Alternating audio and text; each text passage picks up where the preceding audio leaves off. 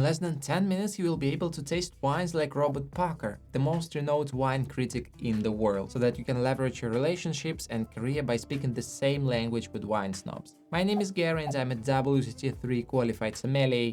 Let's go. Robert Parker has created the most universal wine evaluating system, which is accepted basically by any sommelier in any restaurant in the world. The wineries tried to make wines the Parker style so that they got 100 points, which is considered to be the best mark.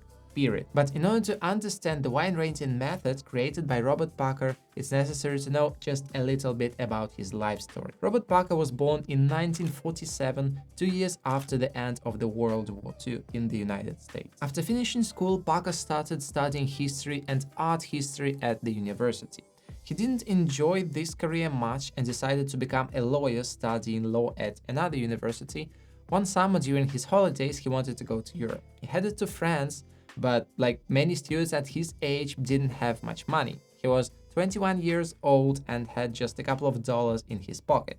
He couldn't even afford a cup of coffee or a can of Coke in a restaurant, as they were too expensive for him. But in France, even today, and also in that time, you could find a glass of wine which is cheaper than a cup of coffee. Parker decided to take advantage of this remarkable opportunity and began his journey into the world of wine, starting with the most basic French wines. Upon returning to the US, Robert continued his studies at the university. He wanted to connect his life with wine, but didn't know how to do it yet. After graduating, Parker had the idea to start his own wine newspaper, but couldn't do it for financial reasons. He just had no money. He had to work to make ends meet. So he worked as a lawyer for almost 10 years without forgetting his dream of becoming a sommelier and tying his life with wine. First, he began writing articles in newspapers about wines, and only in 1978 he launched his independent newspaper. He called this newspaper Wine Advocate, recalling his previous profession. He wrote notes about different wines in Wine Advocate, and the newspaper began to attract more and more readers. Over the years, the newspaper gained a larger audience, and 5 years later, Robert decided to quit working as a lawyer and dedicate himself entirely to wine research. During those same years, Parker invented his peculiar tasting method that was very innovative at the time. Robert proposed evaluating wines on a point scale where 50 points is the lowest possible score and 100 points is the highest. Yes, by Parker's tasting method, the worst possible wine would have 50 points, but the rest of the points gain for their properties and characteristics of the wine. Does it make any sense that wines get 50 points basically for nothing, for just existing?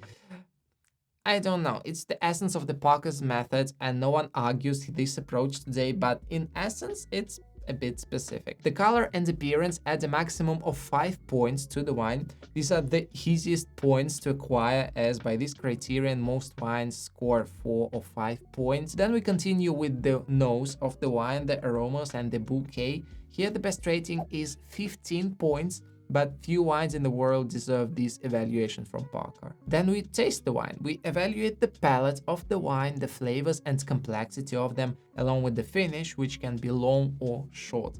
We have a maximum of 20 points here. And we conclude the evaluation by saying a few words about the quality level and potential for aging in the future for this wine, a maximum of 10 points in this category. Depending on the total sum of points, the final rating is given to the wine. From 50 to 59 points rate an acceptable wine. It probably can be made with defects and sometimes it is not safe to drink. There are not a lot of these wines in the world just because most of these wines normally are not evaluated by Parker's team. Yes, now Robert Parker doesn't evaluate all the wines all by himself because there are thousands of wines to taste. It's just not possible to do it on his own. There is a team of people, professional sommeliers, who help him tasting and evaluating the wines. So when they say the wine scored 95 points at Wine Advocate, it doesn't necessarily mean that Robert Parker tasted this wine himself. And then from 60 to 69 points are given to just bad wines, unbalanced by acidity, tannin, or some other components, but at least these wines are safe for the consumer. From 70 to 79 points, it's a rating of a medium quality wine that you can find basically in any supermarket for like around 10 euros or US dollars. It's like a medium quality supermarket wine. Nothing special, but already it is completely safe to drink. Wines that have 80 to 89 points are a bit above acceptable wines and often represent a good value for money. They already have more quality than average wines, but still they don't cost a fortune. And now the tip of the iceberg. Wines with 90 to 95 points really surpass all other groups except one in terms of character, quality and complexity. This does not mean that wines in this category must cost an arm and a leg. It is possible to find a wine that has 90 points for the price of about 30, 40 euros or US dollars. Only few wines in the world deserve rating from 96 to 100 points. These are exceptional wines that can cost hundreds or even thousands of euros or dollars, but frankly speaking, they represent more value not for wine lovers, but for collectors, wine investors, or people with very high incomes. But sometimes it is also possible to find like a 96 point wines at very affordable price, like $30 to $50 per bottle, but they may cost several $100s per bottle as well. Yeah, that is another tricky thing about wine. Wines are rated the same but cost 10 times more.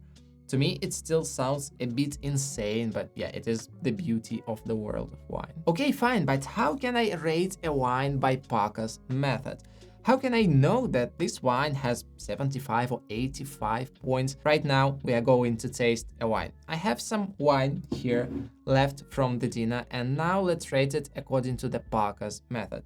I bought this bottle of wine just in a supermarket, which already tells us a lot that it's not going to be a 95 plus points, but who knows, let's see. I'll just pour myself a little bit of this wine and we'll start the tasting.